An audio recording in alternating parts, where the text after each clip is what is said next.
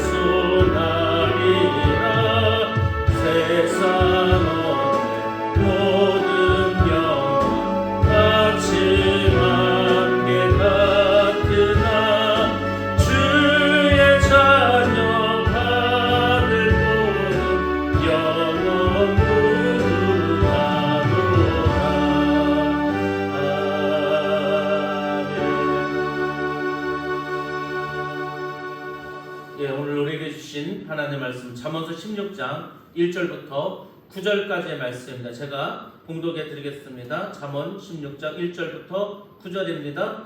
계획은 사람이 세우지만 결정은 주님께서 하신다. 사람의 행위는 자기 눈에는 모두 깨끗하게 보이나 주님께서는 속마음을 꿰뚫어 보신다. 내가 하는 일을 주님께 맡기면 계획하는 일이 이루어질 것이다. 주님께서는 모든 것을 그 쓰임에 알맞게 만드셨으니 악인은 재앙의 날에 쓰일 것이다. 주님께서는 마음이 거만한 모든 사람을 역겨워하시니 그들은 틀림없이 벌을 받을 것이다.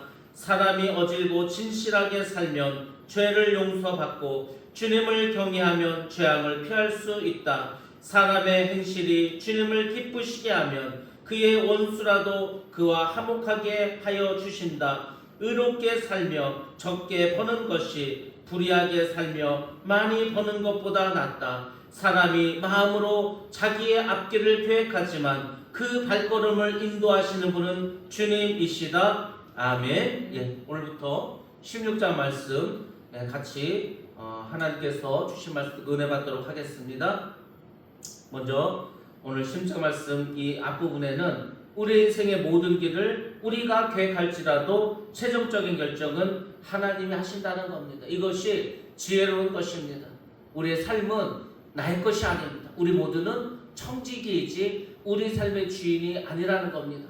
주님께서 주인이 되시는 것입니다. 그러므로 우리는 모든 결정을 하나님께서 하실 수 있도록 계획은 우리가 할지라도 여러분들이 주님께 모든 것을 내어 맡기셔야 합니다.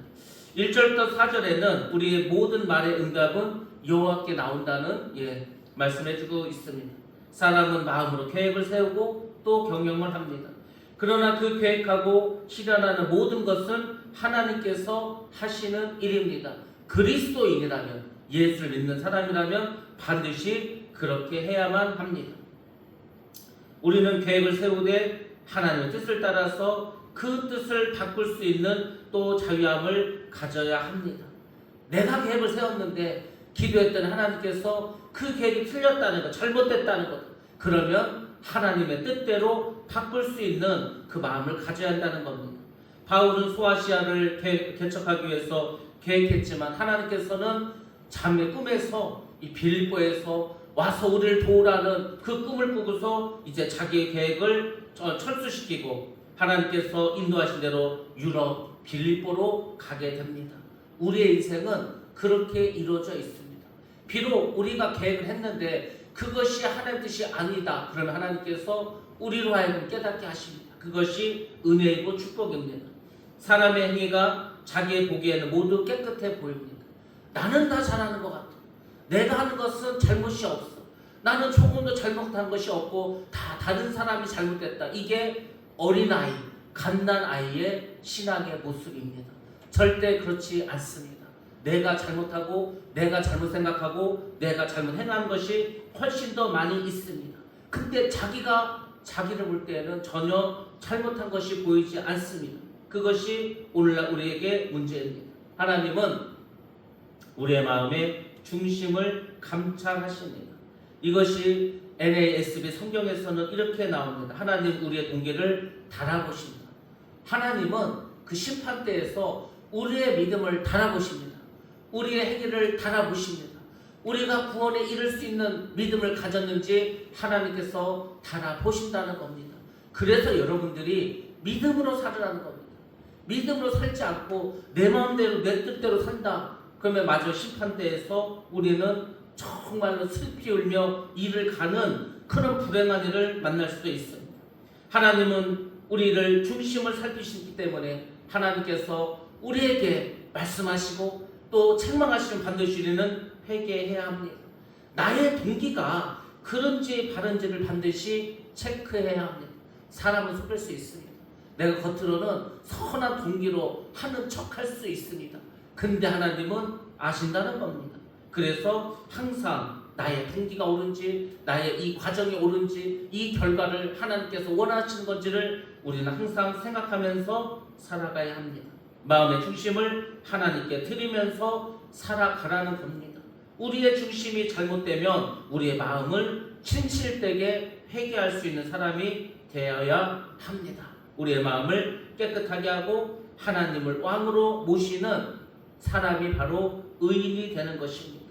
그래서 하나님께서 그런 사람들의 계획을 성취해 주시는 겁니다. 우리는 우리의 일을 다 경영한 후에 우리의 경영을 이루시는 하나님을 믿어드려야 합니다. 우리가 기도하고 우리가 계획하고 우리가 일하는 것 같지만 결국 그 일을 성취하는 것은 하나님께서 하시는 겁니다. 그래서 우리가 하고자 하는 행사를 여호와께 맡겨 드릴 수 있어야 합니다. 우리는 믿음을 순종이라고 합니다. 많은 사람은 순종을 어려운 것으로 생각합니다. 근데 여러분 순종같이 쉬운 게 없습니다. 순종이 뭔지 아십니까? 순종은 우리의 모든 것을 주님께 내어 맡기는 것이 순종입니다. 그러니까 우리가 별 할 일이 없다니까. 순종하는 사람은 자기가 하는 게 아니라 하나님이 하시는 걸. 왜? 하나님이 하라는 대로 하니까.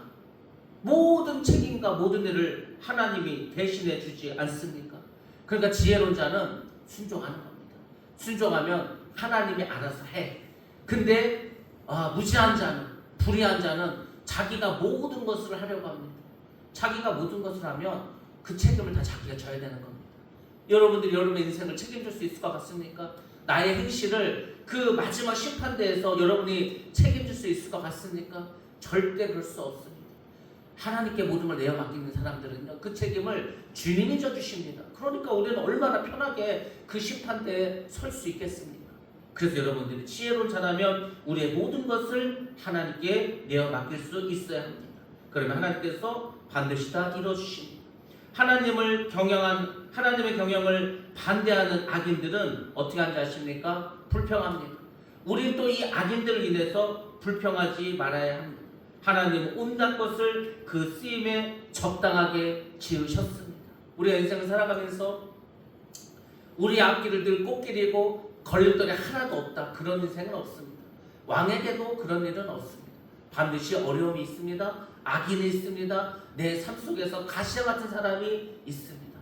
근데 그 사람들을 왜 하나님께서 그냥 놔두는지 아십니까? 그 사람들은 그렇게 쓰임을 받도록 하나님 만드셨기 때문입니다. 만약에 모세에게 그 바로가 없었다, 그러면 얼마나 편할 것 같습니까? 근데 그렇지 않습니다. 하나님은 바로를 통해서, 바로의 악행을 통해서 하나님의 살아계심과 또 하나님이 그 애굽의 재앙을 내림으로 애굽 사람들에게 하나님이 살아계신 하나님을 믿게 하고 이스라엘 백성들도 야, 하나님이 정말 살아계시는구나, 그 하나님이 우리의 편이구나, 그 마음을 가져 그들이 출애굽할 거 아닙니까? 하나님은 악인은 악인대로 다 사용하십니다. 그러니까 여러분의 삶 속에 악인에 대해서 너무 그렇게 불평하지 마시기 바랍니다.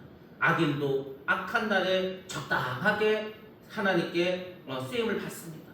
우리는 악인도 하나님께 맡겨드려야 합니다. 그러니까 여러분 주변에 누가 괴롭히면은 자꾸 싸우려고 하지 말고 다투려 하지 말고 그 사람한테 스트레스 받지 말고 놔두시라고. 그냥 놔두면 됩니다. 하나님께서 내 앞에 가시를 뒀구나, 하나님께서 내 앞에 가시밭길을 뒀구나, 그것을 인정하시고 그냥 그대로 묵묵히 가기만 하면 됩니다. 아무런 해를 입지 않습니다.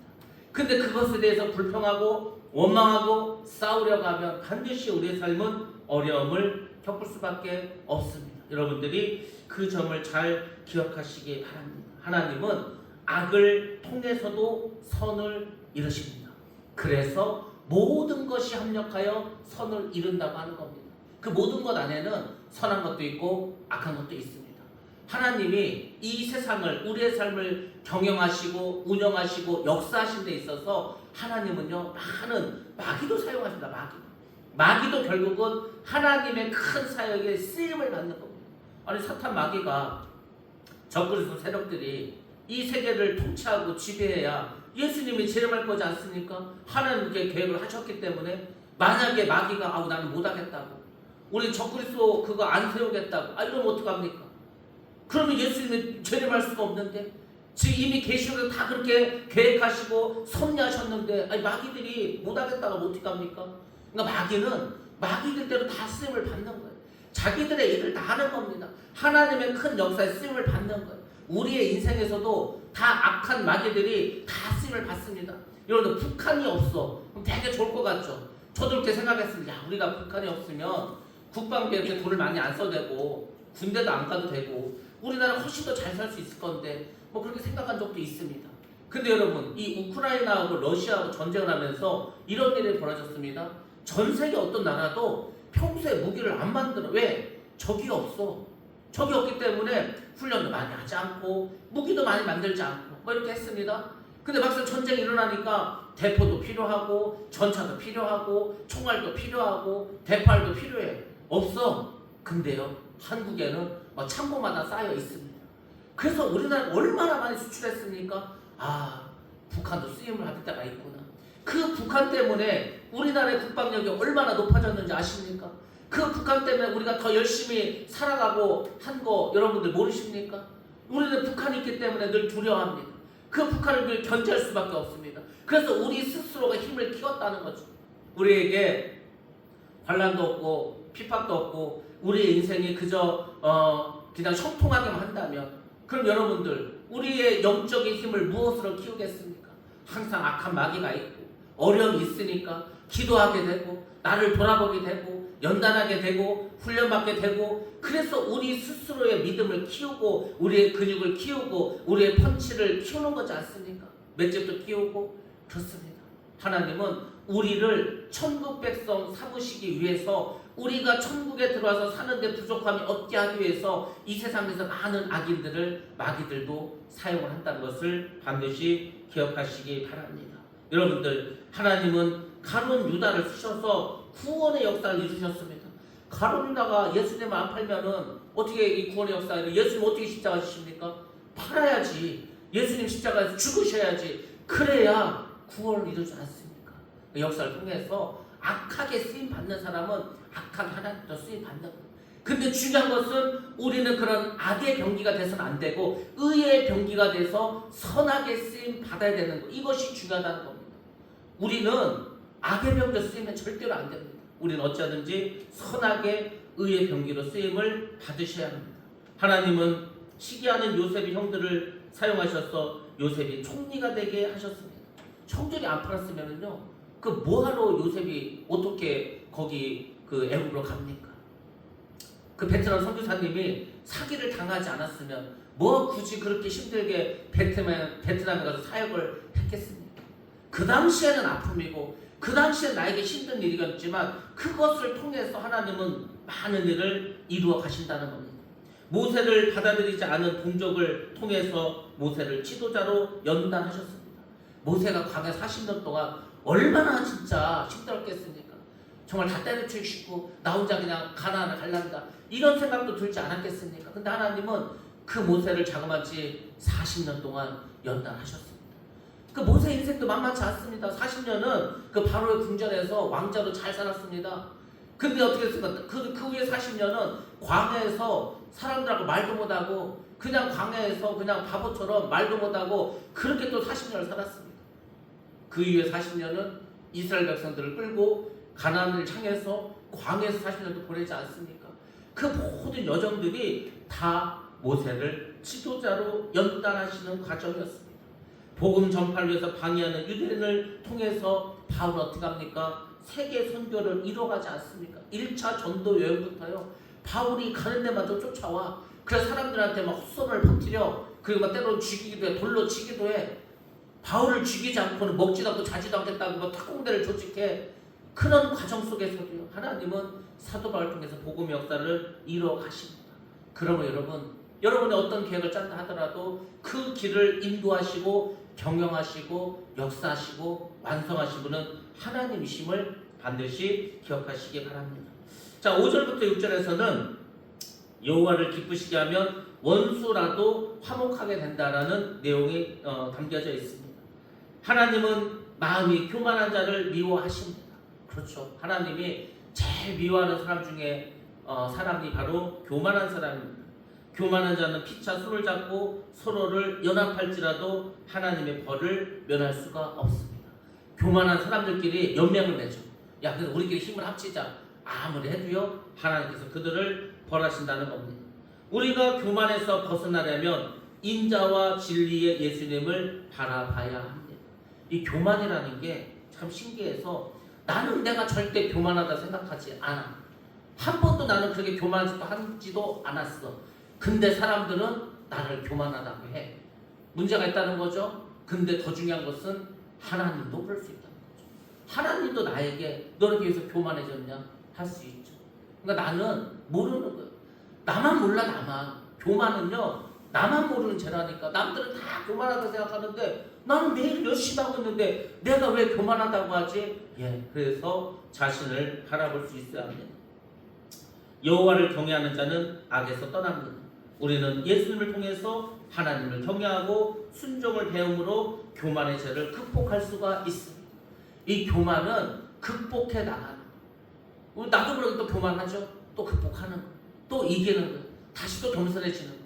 만약 이렇게 안 하면 어떻게 하는지 아십니까? 하나님께서 겸손해질 수 있도록 쳐버립니다. 바짝 엎드리게 되죠. 그러니까 맞기 전에, 깨지기 전에 스스로 알아서 회개하고 겸손한 것이 중요합니다. 사람의 행위가 여호와를 기쁘시게 하면 그 사람의 원수라도 하나님이 화목하게 해주십니다. 화목하게 해주시는 분이 하나님이십니다. 이 사람의 힘은 안 돼. 우리 인간사가 뭐 지금 우리나라도 그렇지만 많이 갈라져 있지 않습니까? 뭐 좌우만 갈린 게 아닙니다. 세대도 갈리고요, 남녀 간에도 갈리고, 옆집 앞집도 갈리고요, 교회끼리도 갈리고, 교회 안에서도 갈립니다. 계속해서 분열되고 나누어지죠. 근데 여러분들, 하나님을 경외하면 하나님께서 화목하게 하십니다. 서로 이해하는 게 달라. 한 사람이 많이 벌면 한 사람 반드시 손해를 보게 되어 있어요. 이 세상의 구조가 그렇습니다. 화목할 수가 없겠죠. 근데 하나님을 바라보면 하나님께서 화목하게 해주십니다. 얼마나 놀라운 축복입니까? 나를 기쁘게 하는 죄를 우리는 회개하면서 살아가면 하나님을 기쁘시게 하는 사람으로 바뀌게 됩니다. 나는 기쁜데 하나님은 기쁘지 않은 일들이 많이 있습니다. 또 하나님은 기쁘신데 나는 힘들고 어려운 일이 있을 수도 있습니다. 여러분은 전자를 살아야 됩니까? 후자를 살아야 합니까? 우리가 뭐 답은 다 알고 있죠. 반드시 우리는 하나님을 기쁘시게 하기 위해서 살아가야 합니다. 그게 참 어렵다니까, 힘들다니까. 그래서 우리에게 반드시 성령을 받아야 합니다. 성령을 받아야 되는데 그 성령을 받는 가장 기본적인 조건이 회개를 해야 된다는 겁니다.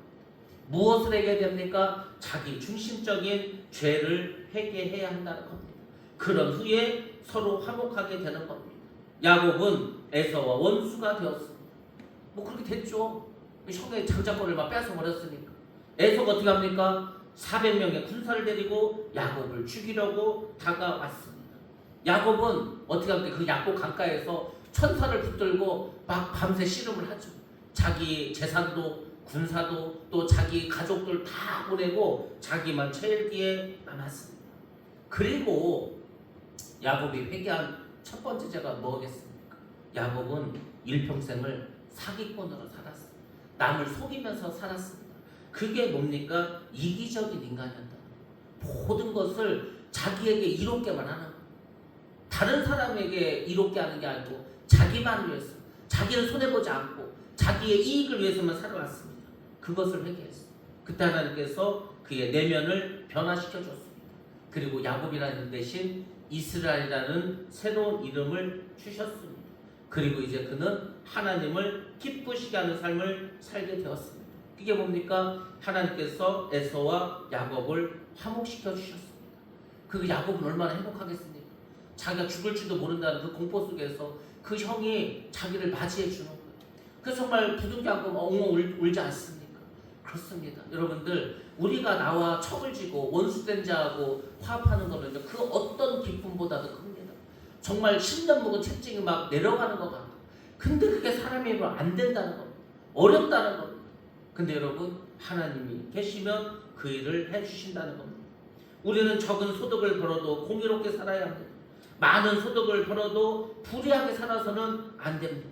우리가 소득보다 중요한 것이 공의롭게 사는 것입니다. 내가 많이 벌던 조금 벌던 정의와 공의를 지키면서 사는 것, 그것이 떳떳한 겁니다. 그것이 하나님 앞에서 바로 살아가는 것이라는 겁니다. 많은 사람들은 자기의 그 작은 이익을 위해서 정직을 버리고 공의를 버립니다. 그것이 바로 소탐대시라는 겁니다. 근데 하나님은 공의롭게 사는 자에게 생명의 길로 인도해 주십니다. 불의하게 얻은 소득은 결국은 하나님이 잃어버리게 합니다. 근데 중요한 것은 재산만 잃어버리는 게 아니에요. 그의 영원한 생명도 잃어버리게 되는 것입니다. 그래서 우리는 돈을 버는 방법이 공의로운 건지 불법적인 것인지 항상 살펴야 합니다. 예수 믿는데 술 팔아서 돈 벌어, 마약 팔아서 돈 벌어, 동성애에서 돈 벌어 되겠습니까? 그 절대 되지 않겠죠. 사람이 마음으로 자기의 길을 계획하더라도 다 성취되는 것은 아닙니다. 그 길을 인도하신 분은 하나님이십니다. 우리가 불의하면 하나님은 우리의 계획이 성취되지 않게 하십니다. 하나님은 우리의 동기를 보시고 우리의 길로 인도하십니다. 우리는 먼저 동기와 중심을 살펴서 우리의 마음을 주님께 향하고 우리의 마음이 깨끗한지를 돌아보아야 합니다.